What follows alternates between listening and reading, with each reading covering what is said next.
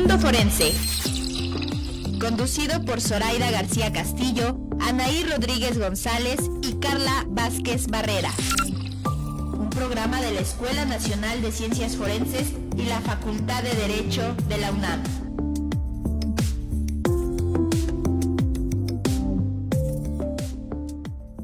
Muy buenos días, les habla Anaí Rodríguez González en su programa Mundo Forense, que inicia su temporada 17.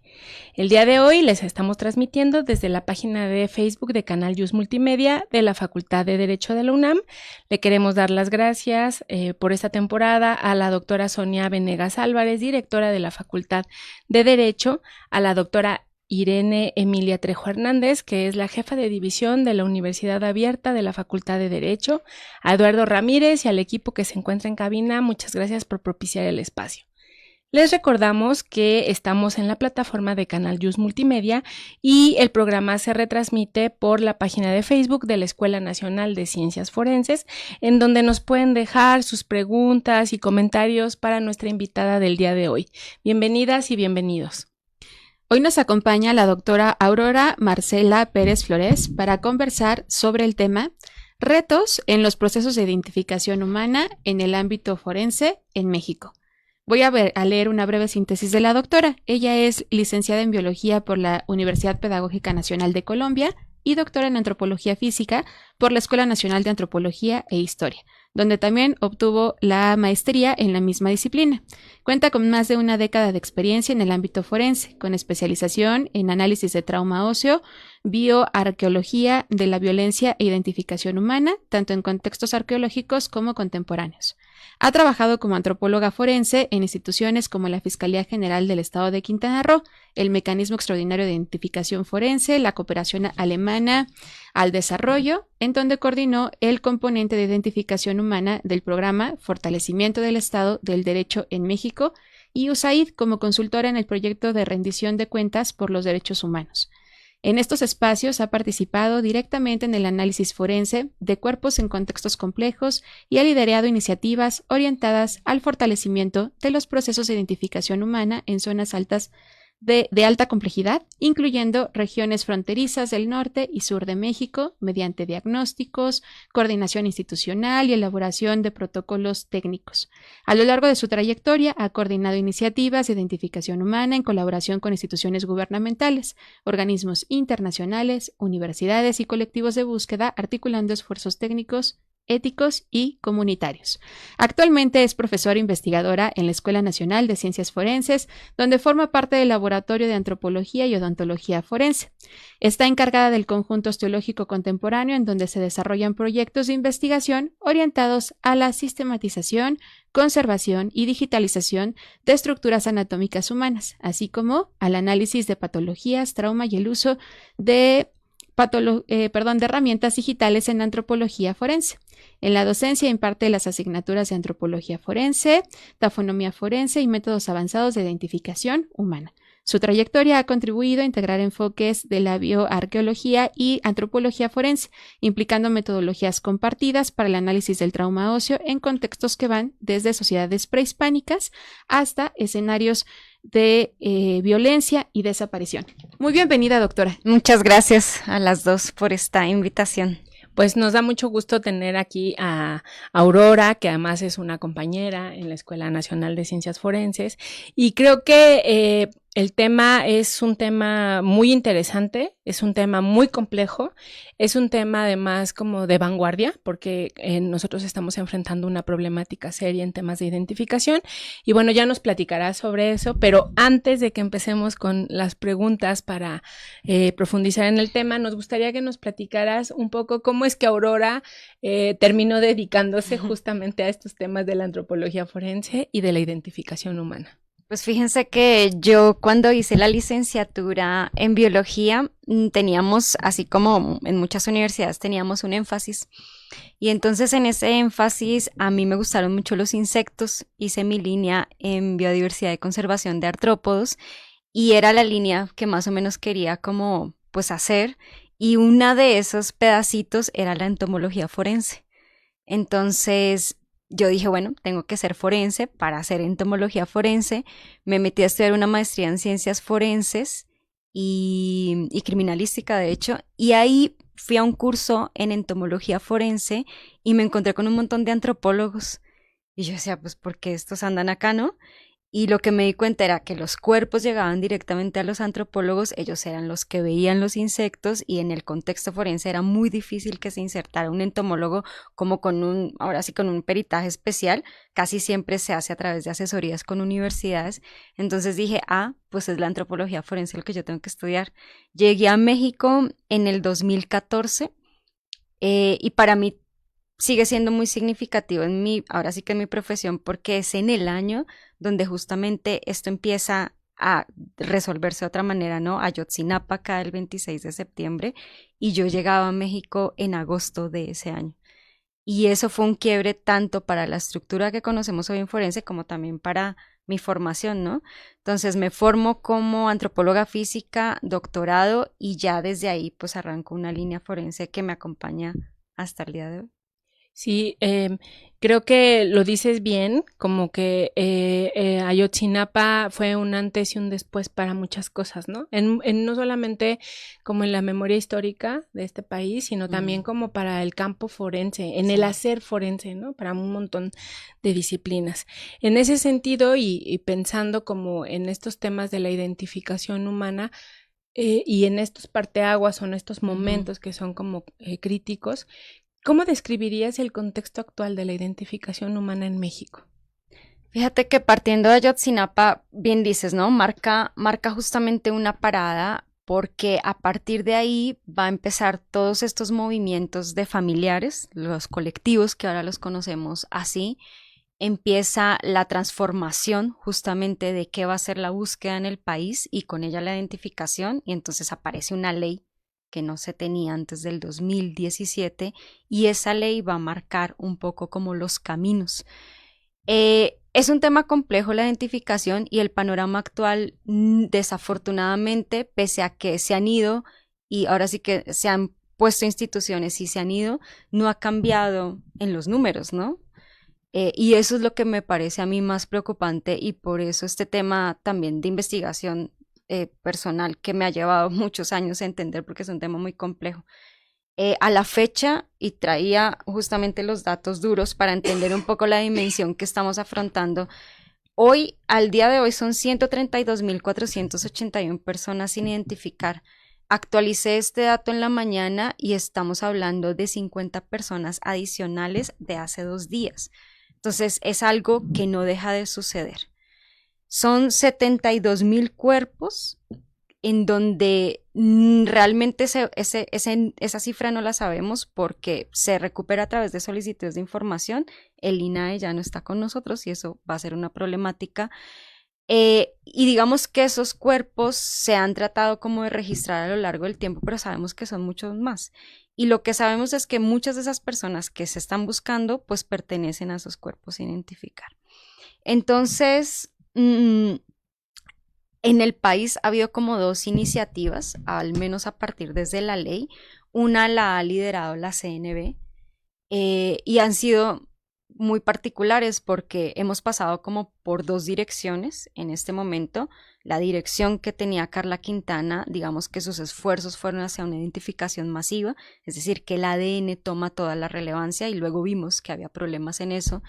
Y luego con Teresa lo que vemos es una coordinación mucho más ahora sí que desenfocada totalmente, con un minado, digo yo, de instituciones en donde las que teníamos ya dejan de existir y una estrategia que si bien no es nueva en ningún país, que es el tema de huellas dactilares, tampoco se ve como en el país sea efectiva, ¿no? Entonces esas son las 2 estrategias para identificar, todo muy orientado, si lo podemos dividir así, con Carla Quintana un poco al tema de larga data, reconociendo que hay un problema en esos cuerpos que no se han identificado, y con Teresa un poco a los cuerpos más recientes, que serían con huellas dactilares, ¿no?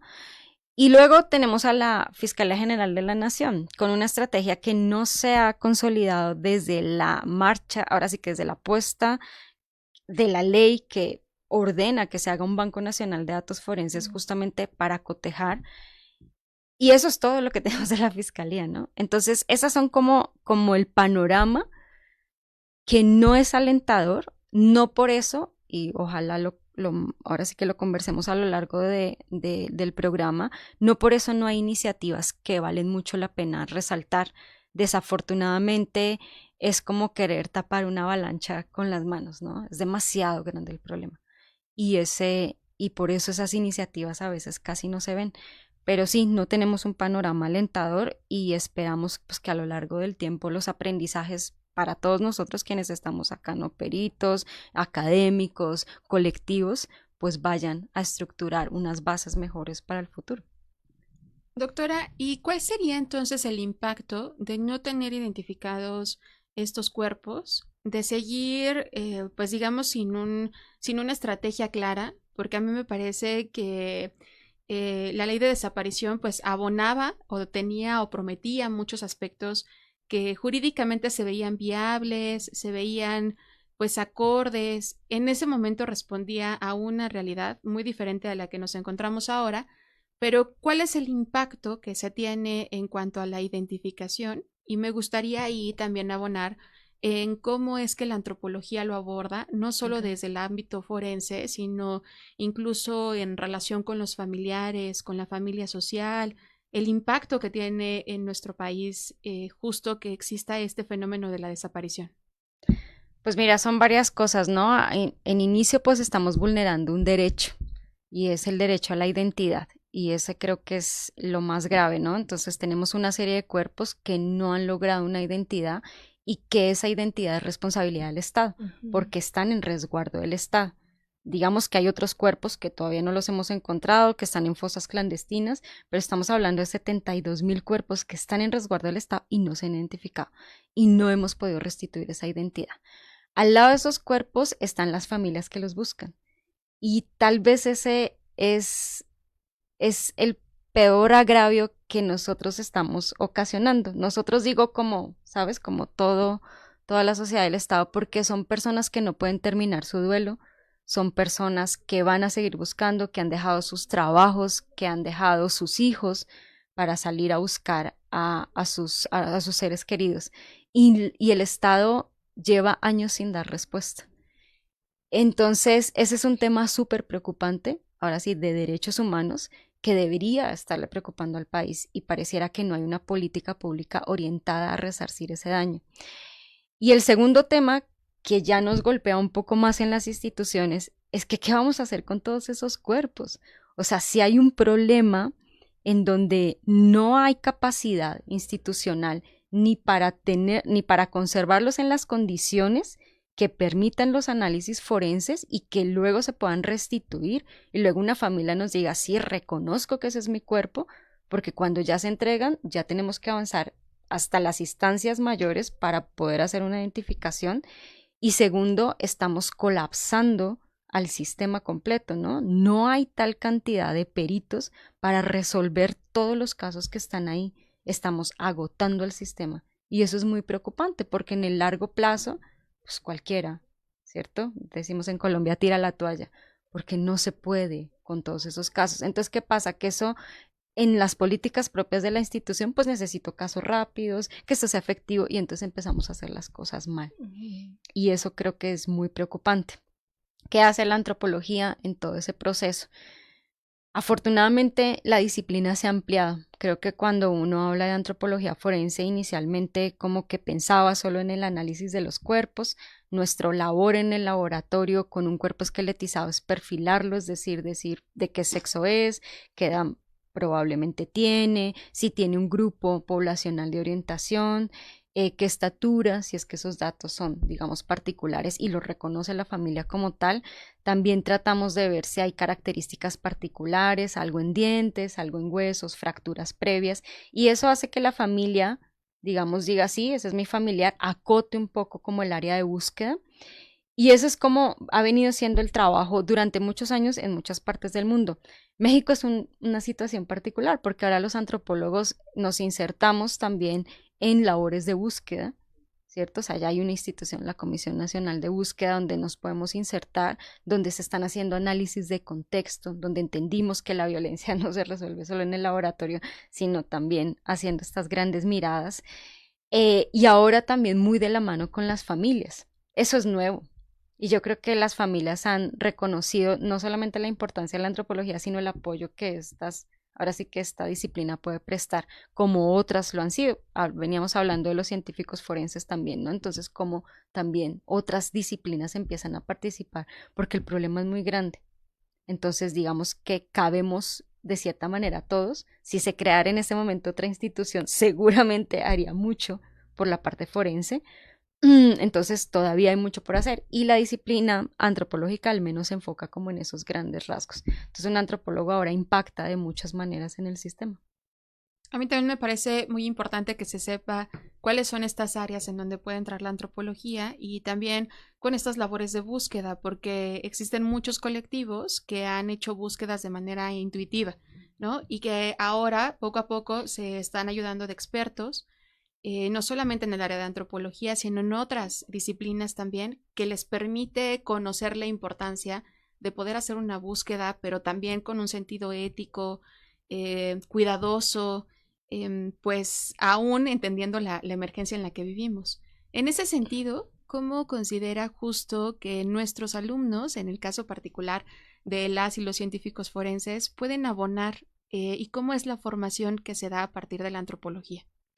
Fíjate que cuando todo esto de los colectivos empezó, y esto es bueno decirlo porque, y de manera muy sincera, yo creo que muchos de nosotros teníamos mucha preocupación porque venimos como en esta caja marcada de conservar lo que llamamos la mismicidad de la evidencia, ¿no? Entonces decíamos, no, pues cómo los familiares van a ir a recuperar, digamos, fragmentos óseos y cómo se va a insertar esto en el sistema de justicia, cómo vamos a procurar justamente eso, ¿no? Verdad, justicia, reparación, si todo esto desde el principio no se hace así. Y entonces hubo como una oleada de instituciones que empiezan por las mismas necesidades de las familias a capacitarlas.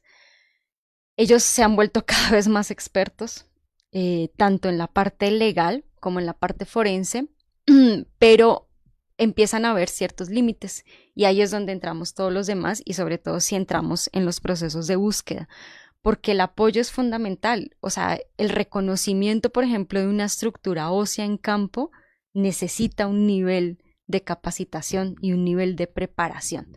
Entonces, como si bien van, digamos, antropólogos, y tal vez ese es el tema, ¿no? Es decir, no siempre puedes tener a todas las áreas presentes. Y en la medida que haya otra área de soporte, digamos que puedes procurar que esa evidencia, que luego se va a convertir en evidencia, pues realmente llegue hasta el final de los procesos. Entonces, cuando aparece la licenciatura de Ciencias Forenses, que para México es una novedad, yo creería que para Latinoamérica es una novedad que no estaba siendo diferente en Estados Unidos y en Europa, porque ya existían este tipo de disciplinas, pues también hubo la preocupación, ¿no? ¿Qué van a hacer? ¿Qué van a hacer? Yo recuerdo un poco las conversaciones, ¿no? Cómo se van a insertar en el tema laboral, si toman o como que toman de cada especialidad, pues cuál va a ser su participación. Y en este momento no podría ser más importante la labor de un científico forense. Y no lo digo porque yo esté en la institución, no vayan a creer que no, pero lo vemos, ¿no? Es decir, cómo se han insertado en diferentes instituciones, cómo han aportado justamente pues todo eso saber, porque si algo falta en el sistema es coordinación, conocimiento de las ciencias forenses. Cuando quienes hemos estado, ahora sí que en diversas instituciones forenses, lo que vemos es que a lo mejor la cabeza no sabe ni para dónde andar. Y si hay una persona que tiene todo ese conocimiento, pues podía tomar justamente ese liderazgo. Entonces yo creo que ahora es súper importante, o sea, que se siga reforzando, digamos, la inclusión de personas a la carrera, de estos egresados que se inserten en diferentes instituciones, porque ellos pueden ser los que guíen justamente la creación de esa política pública que tanto necesitamos. Ahora también o sea, escuchándote, me parece como muy interesante el proceso como de evolución que ha tenido, vamos a decirlo así, un delito como la desaparición, ¿no? Porque o sea, ahorita que te escuchaba con las cifras, ¿no? O sea, 50 personas más que hace 2 días. Pero al mismo tiempo es que las personas vienen siendo desaparecidas, porque las personas no es que desaparezcan, es que las desaparecen. desde hace un montón, ¿no? 1950, 1920, 1930. Entonces, tenemos procesos de búsqueda de esas personas que sabemos que estamos buscando restos, que estamos buscando lo que queda de ellas, más todas estas nuevas formas de violencia que se han diversificado, que se han sofisticado incluso, no solamente para privar de la libertad y de la identidad a una persona, sino también para esconderle, que ese ha sido como todo un tema. Y pensaba un poco en lo que estabas platicando sobre esa evolución de un delito como la desaparición, cómo ha llevado a la evolución también de los procesos de búsqueda, pero no solo en el marco de lo técnico, ¿no? O sea, pienso que, regresando un poco como al tema de Ayotzinapa, antes de Ayotzinapa, el tema de la desaparición era un tema que estaba como en el monopolio del discurso del Estado, ¿no? Como que era yo busco, yo encuentro, yo tengo los recursos. Cuando viene Ayotzinapa, pues es una sacudida, ¿no? Y entonces de pronto es que no estás buscando, no solamente no estás buscando, sino que además tú participas en la comisión de estas desapariciones, entonces nos toca empezar a buscar. Entonces, esta como sincronicidad que empieza a darse entre instituciones más rápidas, más lentas, con mejores prácticas o peores, personal especializado, esto que decías, ¿no? De todas las profesionales y las familias, pero también la sociedad en general, me parece que es un proceso como muy sui generis en nuestro país, ¿no? Sí. O sea, sé que en otros países en Latinoamérica, por ejemplo, había colectivas, grupos de búsqueda que participaban, pero como que había siempre esta división entre lo que te toca a ti, institución, de lo que me toca a mí como colectiva o familia. Y acá creo que está empezando, o sea, se ha gestado como una sinergia muy particular, ¿no? En donde, como dices tú, pues caben todos y cabe, y es una problemática que al final tenemos que empezar a atender todos y todas. ¿Qué piensas sobre esto? Fíjate que el discurso, recuerdo, inicial a partir del 2017 y un poco como eslogan de campaña era "sin las familias no". Y yo siempre que escuchaba ese discurso decía, bueno, sin las familias no, pero no estás viendo cómo en la política, pues si realmente se están insertando, ¿no? O sea, en qué medida realmente la participación que tanto dicta la ley, pues se está dando, ¿no? Y creo que todos, ahora sí que las familias nos callaron la boca a todos. Y es que hoy en día no puedes concebir un proceso sin las familias. Ya las demandas son, digamos que lo que se ha promovido, las instituciones que han nacido a lo largo del 2017 es gracias a las familias y se han sostenido por las familias. Las han desaparecido el Estado, pero si fuera por las familias ahí estarían, porque las familias lo único que les falta es dar los recursos económicos. Pero por lo demás, ellas han sostenido las instituciones, han dado ideas para generar procesos, ¿no? Ellas mismas han demandado, por ejemplo, ahorita, y esa es una de esas aproximaciones que vale la pena destacar, el hecho de que ya algunas de las fiscalías estén dando en una página web o reportando en una lista los cadáveres que no se han reclamado. Es decir, en Colombia le llamamos a eso búsqueda inversa. Y es que el cuerpo busca a su familia. Y entonces ya hay una serie de páginas en diferentes estados donde se reportan estos cuerpos, donde se reportan prendas que a lo mejor las familias reconozcan, pero han sido una exigencia de las familias. A la fiscalía no se le ocurrió, se le ocurrieron a las familias. Y entonces cada uno de los pasos que yo siento que vamos avanzando en algunos estados, desafortunadamente esto no ha impactado a nivel nacional, pero sí a nivel estatal, donde hay unas experiencias muy bonitas, es gracias a las familias, porque ellas son las que han dicho, oye, ¿qué tal si hacemos esto, no? Y han exigido a gobernadores y a fiscales esos procesos. Entonces, es muy bonito, yo creo que se han convertido en un aliado, como lo queramos ver, ¿no? Seguramente para los fiscales y para los políticos, pues a lo mejor no tanto, pero para los forenses se han convertido en un aliado. Y son ellos los que respaldan los procesos. Y cada día entienden más que esto no es a la rapidez. O sea, no hay soluciones sencillas en estos procesos. El tema es demasiado complejo. Y entonces ellas van entendiendo que estos análisis toman tiempo. A lo mejor no lo entiende el director de servicios periciales de cualquier institución, pues las familias ya lo entienden. Sí, además es una situación que está otra vez como en un continuo, ¿no? O sea, digamos como que no podemos hablar todavía como de periodos, ¿no? Como de un periodo en donde ocurrió esto y entonces ahora vamos a empezar a hacer la búsqueda. No, o sea, es que esto sigue y sigue y sigue y viene como en un proceso de acumulado, ¿no? Lo que hace que se vuelva todavía más complejo. Y me parece que esa también es una característica muy particular de la realidad mexicana, porque además las personas comienzan a desaparecer de maneras, o sea, en cada momento, ¿no? Como que hay un patrón de desaparición y luego cuando, digamos, las familias, las colectivas, las instituciones, las personas expertas, como que empiezan a indagar y empiezan a generar patrones como de intervención, hay un cambio, ¿no? Sí.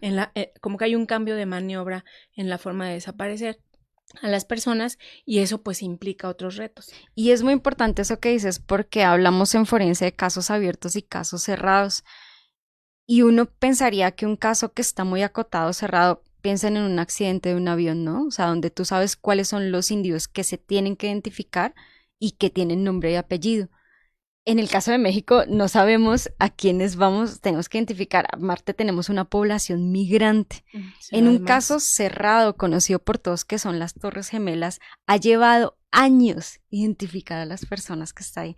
Entonces, ahí es cuando uno pone en dimensión cuánto nos vamos a tardar para identificar a todas las personas no identificadas que están en resguardo de la institución. No se diga la que no hemos encontrado, ¿no? Nos vamos a tardar mucho tiempo. Sí, también creo que es cobrar conciencia justamente como de que el problema es de larga data, ¿no? Sí. Doctora, y en ese sentido, a mí me gustaría justo como poderle explicar al auditorio esto que mencionaba al principio, de cómo es que se puede dar la identificación, ya sea con una huella o el peso que ha tenido la lofoscopía y la diferencia con la cuestión del ADN. También hemos centrado, creo desde mi perspectiva, mucha atención en estos procesos de identificación a partir de la genética, pero no sé qué tan costoso, qué tan complicado es tener secuenciadores adecuados, bases de datos, un poco cómo es que se manejan los kits, qué marcadores son importantes, por qué hay tanta demanda y por qué hay una diferencia entre una identificación a partir de la lofoscopía y otra a partir de la cuestión genética. Es una pregunta súper interesante y da para decir muchas cosas. Primero hay que entender que la identificación va como en 3 niveles. Es decir, hay una identificación técnico-jurídica, que es la que se hace al interior de las instituciones, y esa es la que, digamos que vamos a participar los peritos forenses. Hay una identificación que recibe la familia, es decir, a un nivel familiar en donde la familia reconoce que eso que está diciendo el Estado, o que representa el Estado, que sería el Instituto Forense, es verdad. O sea, yo reconozco que me están diciendo que el 99% de así que en genética, de este fragmento de hueso pertenece a Pablo Pérez y ese es mi familiar. O sea, tiene que haber un reconocimiento de la familia. Y lo segundo es que tiene que haber un reconocimiento a nivel comunitario. Es decir, esto trasciende a nivel de la comunidad. Si eso no se completa, entonces no podemos hablar de una identificación, ¿sí? Y aquí entonces entra qué pasa con estas estrategias de identificación que están sujetas a disciplinas como la genética o como la lofoscopía. Cuando empezó la CNV a decir un discurso de identificación masiva, yo creo que todos nos preguntamos así, pues, ¿cómo le vamos a hacer masivamente, no? Masivamente es que un poco yo les digo a los estudiantes, ¿no? Es la idea de Javi Noble, como juntamos estos dos y ya se hizo la identificación, ¿no? Y no es una mala idea, lo que pasa es que el país no tiene el andamiaje y las bases para hacer eso así. Ya lo vimos a lo largo de los años. ¿Qué quiere decir eso? ¿Cuál era la pretensión de la CNV y en este caso de la genética forense? Yo tengo unos perfiles de referencia y empiezan a hacer los perfiles de referencia serían los de los familiares que están buscando esa parecida, ojalá en una misma línea de consanguinidad, gracias, para que sea más cercano y realmente pueda haber un cotejo. Y entonces empiezan unas campañas de recuperación de ADN, ¿cierto? Entonces vamos creciendo esa base de perfiles de familiares. Hasta ahí, digamos que todo bien.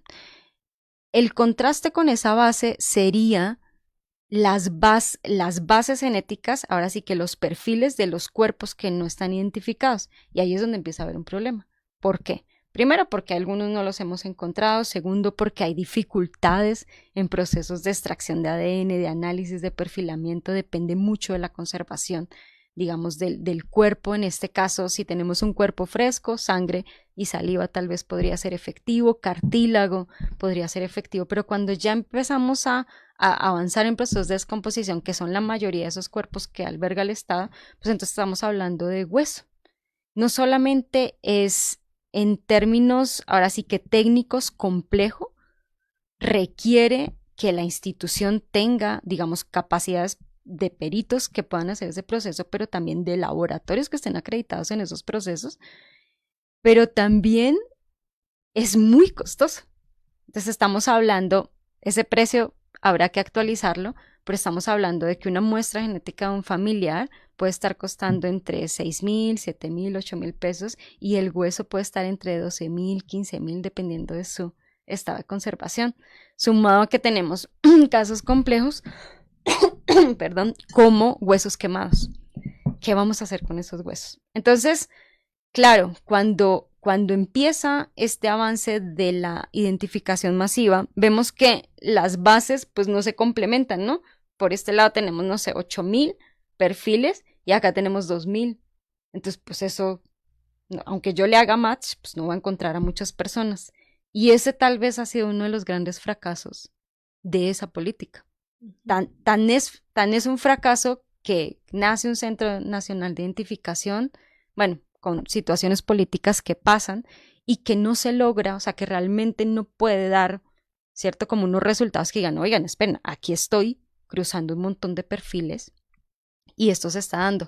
Hicimos una investigación en el 2023 a través de solicitudes de información justamente para decir, bueno, ¿esto es posible en México? O sea, realmente vamos a cruzar todas las bases de los estados y esto se va a lograr. Y de lo que nos dimos cuenta es que hay un modelo europeo que lo hace ahora sí que para temas de violación, y es posible solo si hay una homologación en todos los estados de cómo van a subir esas bases de datos. Y cuando empezamos a indagar sobre qué base usas tú qué base usas, no, pues esto es un salpicón, decimos en Colombia, es como un revuelto de frutas que te cae pesado además.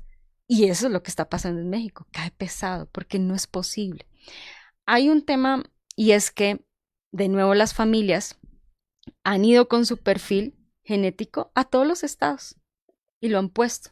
Entonces, al menos algunos estados ya tienen una base grande de perfiles genéticos de que las familias han llevado y que podría tal vez funcionar en algún cotejo de estos que llamamos masivo.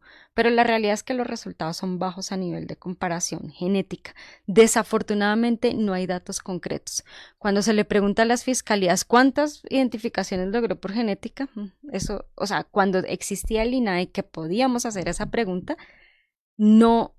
Cuando se revisaban los datos, como que no había concordancia, no se entendía si sacaron una sola muestra, si los datos que reportaban era porque sacaron 3 muestras del mismo cuerpo. Entonces, esos datos no están como muy sólidos. Confusos. Demasiado confusos. Entonces, a la fecha no te puedo decir, por ejemplo, si realmente se lograron muchas identificaciones a través de la genética en los tiempos en donde se invirtió un recurso millonario para hacer eso, a partir de la Comisión Nacional de Búsqueda. Luego cambia la estrategia, ¿cierto? Llega una nueva comisionada y dicen, bueno, la genética aquí no, se acaba el Centro Nacional de Identificación Humana que está orientado para eso. Hubo incluso una estrategia de incluir al INMEGEN en este proceso. El INMEGEN aparece como un actor importante seguramente de que iba a ser los casos más complejos. A la fecha ya no sabemos mucho del INMEGEN. Y aparecen las huellas dactilares. Y entonces dices, ok, las huellas dactilares no es nada nuevo, no es una idea innovadora realmente, esto es algo que tuvo que haberse hecho desde hace mucho tiempo. En muchos países se hace. También con la problemática del estado de conservación. Además. ¿No? Justo. y de tener capacidades técnicas, métodos para poderlas conservar, para poder hacer una toma importante, correcta, adecuada, para que los lectores puedan tener la información. Con estas alteraciones que se dan también, desconozco, pero pues, supongo que a lo mejor por los procesos también de descomposición que tiene el cuerpo, también tiene una alteración. Y luego pienso en la capacitación e incluso en las bases de datos, si es que existen o no registro, porque pues las personas que hacemos trámites a partir de los 18 o de niños que estamos registrados, pero también tenemos una población importante de migrantes, ¿no? Le diste a todos los problemas. La primera es que no es una base nacional, o sea, un poco está ahorita el registro de la curbiométrica, ¿no? Con todos los asegúnes que eso tiene, pero no es una base que en México exista a nivel de un registro nacional de población. Es una base que está ligada al tema electoral. Eso quiere decir que de 18 para abajo, pues ya excluiste toa la población. Claro. Y lo más triste es que lo que está llegando al sistema forense son individuos de esas edades, entre 14 a los 20 y tantos años. Entonces, excluyes a una población importante. Luego, ¿qué pasa? Lo que acabas de decir, o sea, no es solamente una solución a nivel técnico. Es decir, los escáneres que promocionó, de hecho, la CNB, van a facilitar la toma con sus asegúnes, porque los escáneres además no están diseñados para esos procesos como tal, ¿no? Sobre todo cuando tienes un cuerpo, por ejemplo, que hay que rehidratar la huella, se necesita entonces la expertise de una persona que pueda hacer eso, la toma de la huella en sí es complejo, ¿sí? Un cuerpo, ahora sí que un cadáver, tomarle huellas puede ser bastante complejo y se necesita todo un proceso de calidad, es decir, que haya una revisión de calidad de esas huellas. ¿Qué reporta el INEGI? Es la segunda vez que el INEGI saca un reporte y salió en enero de este año. Y lo que dice el INEGI es que nos mandan un montón de registros y resulta que solo 1/3 de esos realmente podemos cotejar, primero porque hay deficiencias en la huella, porque la huella no está completa, etcétera, ¿no? Y de esos que podemos cotejar, ahora sí que menos de eso, como un 10%, son los que realmente mandamos a las fiscalías y pues el perito se encargará de decir si es esa persona o no. Entonces, dice el INEGI, yo no sé si entregaron o no personas con esas identificaciones, pero lo que vemos y los datos los tengo acá, 89,000 solicitudes desde el 2017 hasta el 2024, solamente 28,000 registros para cotejar, es decir, huellas de calidad, y solamente 13,000. Entonces, es un porcentaje grandísimo. Y que además se tendría que apoyar, porque sería, desde mi perspectiva, una prueba orientativa o un estudio orientativo, pero además se tendría que cotejar con otros métodos, otras disciplinas, otras ciencias que pueden apoyar justamente la identificación. Y las familias ya lo saben. Claro. Y ese también es el mensaje que incluso, aprovechando, me gustaría dejar acá. Ya lo dijimos, ¿no? Esto es un proceso complejo y se requieren muchísimas líneas de evidencia para que logremos los niveles de identificación de los que hablé al principio.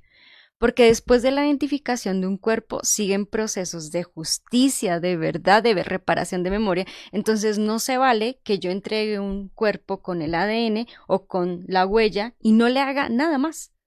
Porque ¿y entonces dónde quedan los demás procesos para las familias? Aun cuando en alguna a lo mejor deseo del desgaste que ha tenido la familia diga yo devuélvame y no quiero más, o sea, no podría ser así porque al final no te permitiría hacer esa construcción de memoria histórica y poder ver justamente los procesos que llevaron a que esa persona primero fuera desaparecida y luego todo esto, ¿no? Que es como toda esta curva. O sea, si ahorita el auditorio, por ejemplo, está como escuchando a la doctora, cómo son demasiados pasos técnicos que te llevan solamente a una parte de decir hay una alta probabilidad de que esta persona sea. Pero son un montón como de pasos previos en las cuales debe de intervenir, pues, un cúmulo de personas que además no solamente sean de diversas profesiones, sino que tú dijiste algo muy importante hace un momento, que tengan la capacitación, porque ese es otro tema. Y yo también creo y tampoco creo que esté del todo mal. Creo que lo que pasó con la creación de la CNB en esta primera etapa y con esta identificación masiva, que aunque no fue posible porque tenía todos estos retos, justo lo que evidenció fue, oigan, no hay andamiaje, no hay estructura forense, o sea, ya no genética o dactiloscópica, forense, para hacer las búsquedas. Y 3, esto es una cosa masiva. O sea, tenemos una problemática verdaderamente compleja, la cual le estás acumulando cada vez más personas, más familias, etcétera. Entonces, creo que si lo quisiéramos ver en una parte positiva, ¿no? Lo que hace el que se posicione, el tener que contar con instituciones que coordinen o que estructuren estas políticas de búsqueda, pues es por lo menos poner el dedo sobre la llaga y decir, no hay, y tenemos que empezar a construir, lo cual creo que lleva pues mucho rato, ¿no? Porque pues se requieren, además de capacitación, técnicos y personas, voluntad política. Y creo que ahí eso es todo un tema importante. Yo quería preguntarte, primero, como un poco lo que decías sobre el impulso de las familias en cuanto al tema legislativo, ¿no? O sea, me parece que el tema de la ley es todo un asunto, porque la ley que tenemos sobre desaparición de personas, pues es una ley robusta, es una ley que podríamos decir, pues hasta muy bien hecha, ¿no? El punto viene como toda esta parte de la efectividad y la puesta en práctica, ¿no? Entonces ahí me gustaría preguntarte qué opinas o sea, ¿qué pasa entre esta ley, ¿no? O sea, este mundo de lo normativo y luego ya cómo transitamos a la parte de la realidad y de la resolución de los problemas?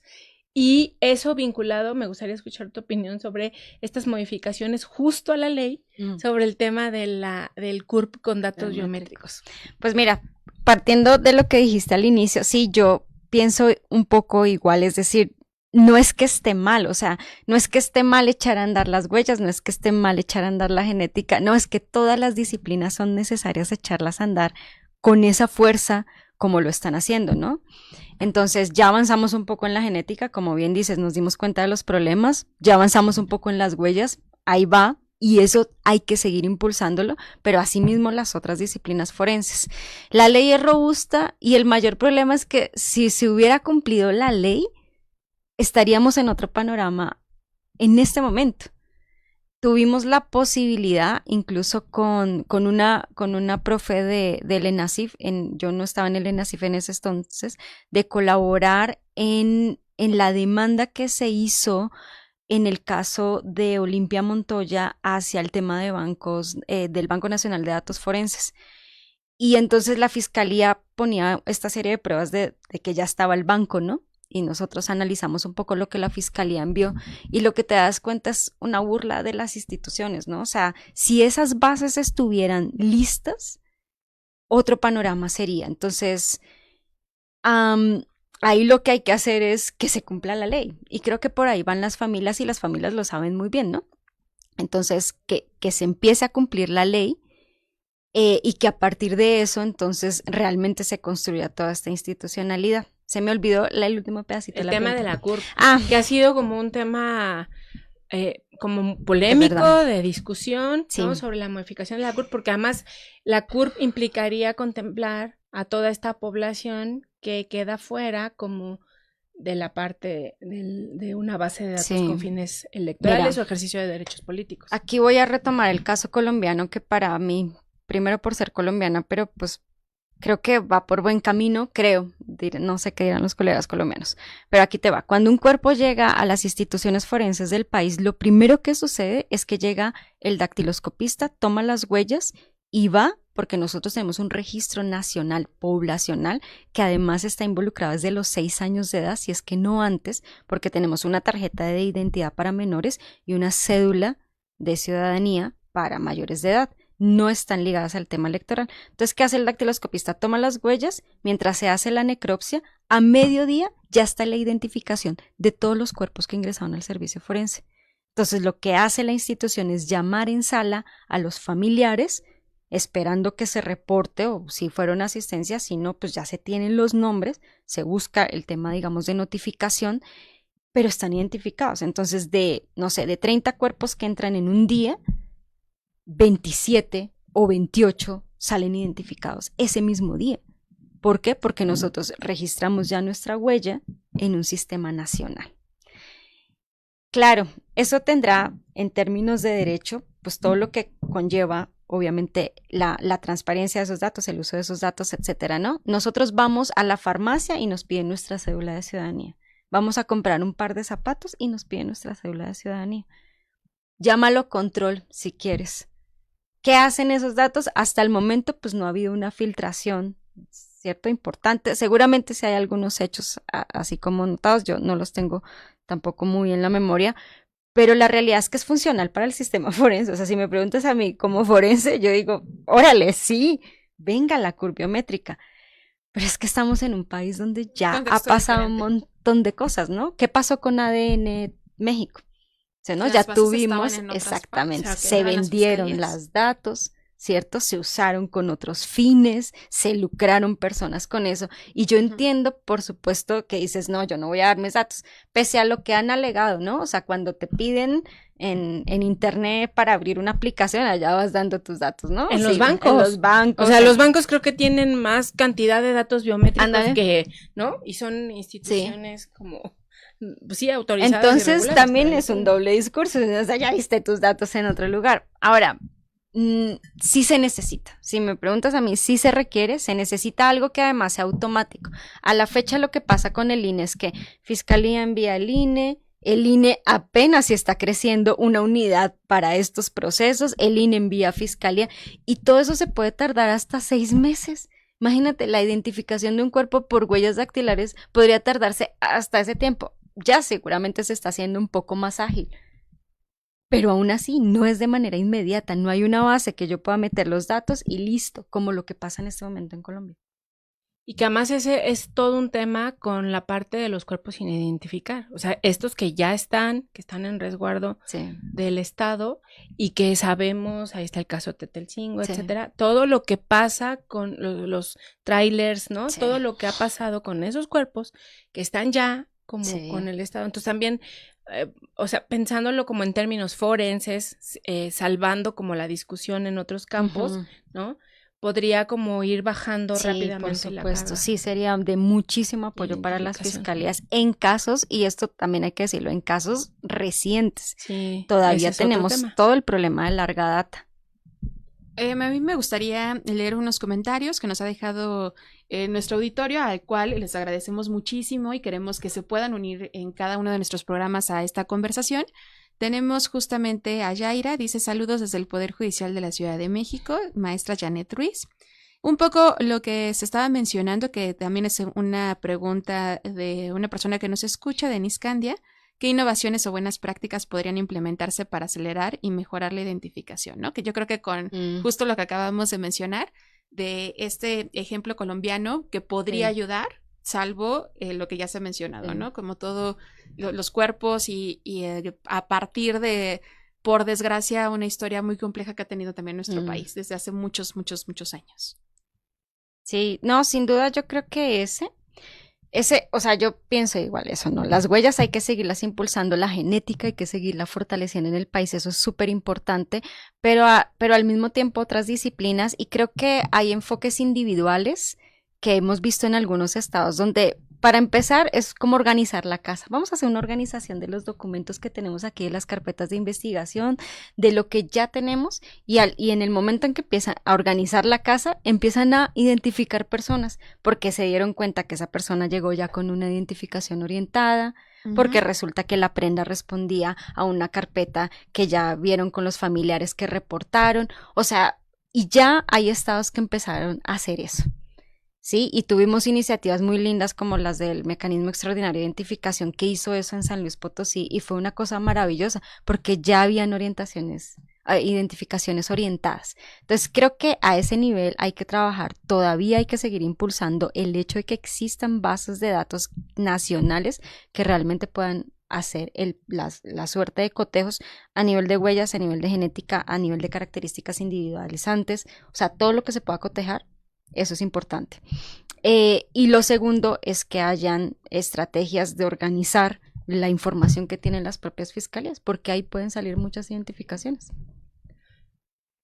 Bueno, doctora, este es un tema que daría para seguir y seguir y seguir. Sí. Por desgracia se nos ha acabado el tiempo, pero yo no quisiera que dejaras de mencionarnos rápidamente, como así, el texto que les dejas de sugerencia a nuestro auditorio, que es un gran texto, para poder como ir reflexionando sobre estas temáticas. Sí, es un texto que publica el Centro Nacional de Memoria Histórica de Colombia y lo hace una antropóloga muy querida que se llama Helka.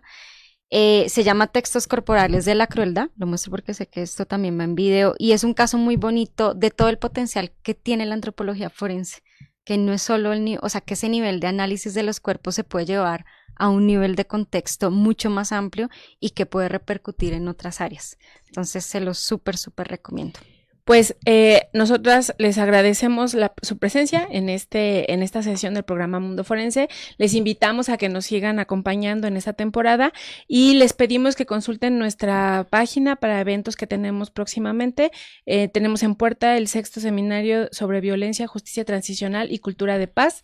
En la página de la Escuela Nacional de Ciencia Forense encontrarán toda la información pertinente sobre el mismo. Inscríbanse porque está a punto de cerrar. Y que tengan un excelente día. Nos vemos el próximo miércoles.